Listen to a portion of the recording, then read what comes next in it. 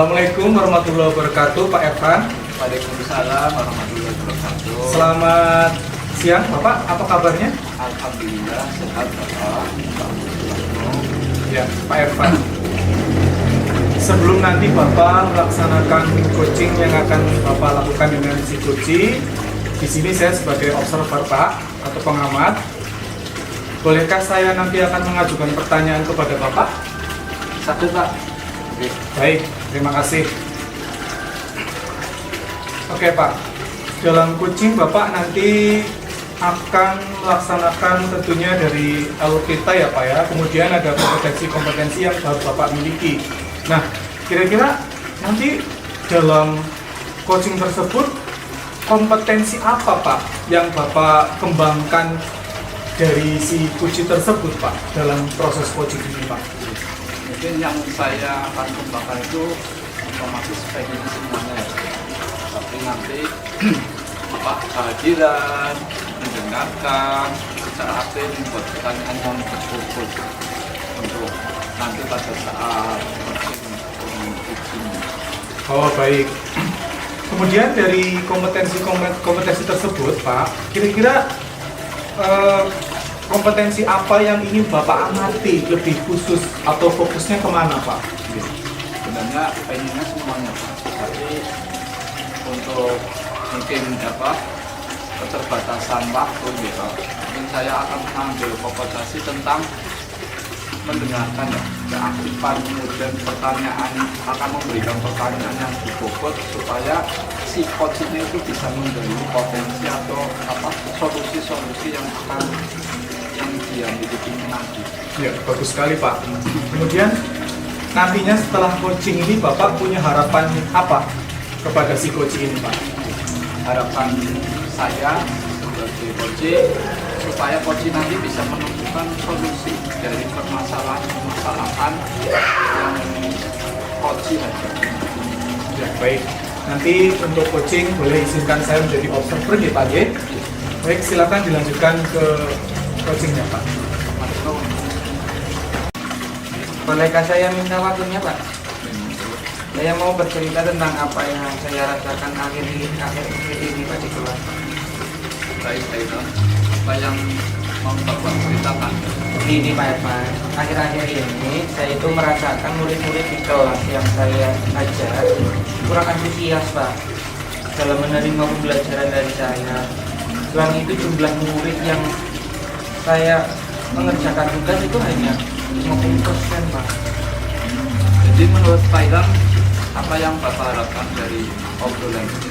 Saya mengharapkan solusi di Pak, solusi atas permasalahan tentang antusiasme murid-murid yang saya ajar Pak. Identifikasi ya Pak. Oke. Menurut Pak Ilham, hal apa saja yang membuat murid Bapak kurang antusias dalam pembelajaran bersama? Kalau saya ingat kembali itu Pak, hal yang menyebabkan murid-murid saya itu kurang antusias mungkin metode yang saya gunakan dalam pembelajaran Pak. Mungkin anak-anak bosan dengan apa yang saya terapkan di kelas. Saya mungkin terlalu monoton dan lebih cenderung saya banyak bicara atau metodenya mungkin masih ramah itulah ya Pak ya.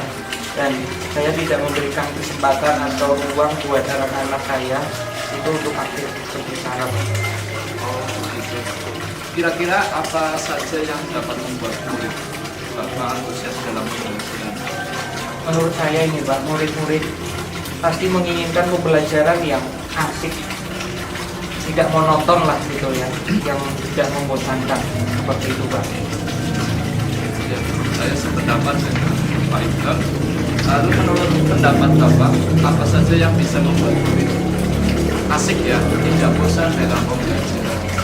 Menurut saya itu Pak, kalau pembelajaran itu harus terpusat pada murid Pak, itu yang pertama. Kemudian murid diminta aktif dalam pembelajaran.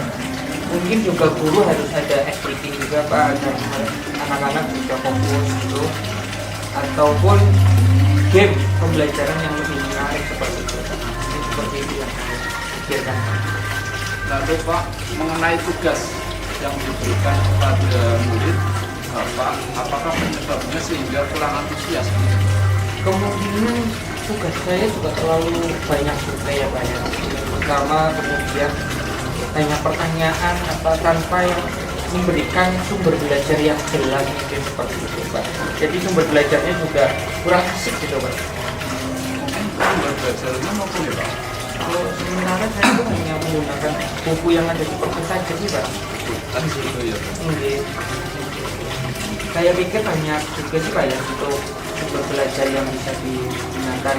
Betulnya kalau guru kreatif seperti saya mungkin bisa menggunakan YouTube ataupun blog ataupun internet lah seperti itu, ataupun media-media lain yang mungkin bisa dijadikan sumber belajar gitu. Ini kan sekarang banyak TikTok, ada aplikasi-aplikasi yang memang bisa digunakan untuk sumber belajar juga. Yang kan konsisten ya Pak. Saya yakin sekali bila Bapak bisa menggunakan berbagai macam sumber belajar, pasti akan membuat diri antusias dalam belajar. Iya Pak. Sekarang aksinya ya Pak. Iya. Jadi sekarang apa rencana Bapak untuk menyelesaikan masalah? Ya, yang pertama saya akan merancang pembelajaran yang mengasihkan Pak. Kemudian saya akan mencoba menggunakan media pembelajaran atau sumber belajar yang beragam seperti YouTube ataupun media sosial yang lain lah gitu. Kemudian saya akan memberikan tugas yang tidak terlalu banyak. Kemudian saya akan memberikan tugas sesuai minat dan bakat yang anak miliki, sehingga murid tidak terkesan dipaksa dalam mengerjakan tugas. Kemudian anak dalam mengerjakan itu tidak merasa terbebani terlalu berat gitu. Kalau mereka minatkan mungkin ada rasa yang beda gitu, beda ketika terpaksa gitu. Kemudian nanti coba saya akan memberikan tugas dalam bentuk macam-macam, ada drama, ada lagu, ada puisi dan yang lain-lain seperti itu. Itu rencana yang akan saya lakukan. Sekali nih Pak, kemudian hasil atas rencana yang Bapak lakukan. Oke. Untuk sekarang untuk tanggung jawab kalau komitmennya Pak. Saya Komitmen Bapak ada rencana. ini saya berkomitmen Pak, nanti setelah ini dari obrolan kita, nanti rencana pembelajaran yang saya terapkan nanti mudah-mudahan tidak monoton dan asik gitu. Media yang digunakan juga nanti lebih variatif, dan saya menggunakan sumber belajar yang murid-murid dapat mengaksesnya dengan mudah gitu, dan bisa menjalankan merdeka belajar, dan saya akan membuat murid-murid senang Pak gitu. Bagus sekali Pak, saya sangat mendukung. Kemudian semua berjalan dengan lancar dan sesuai dengan harapan Pak.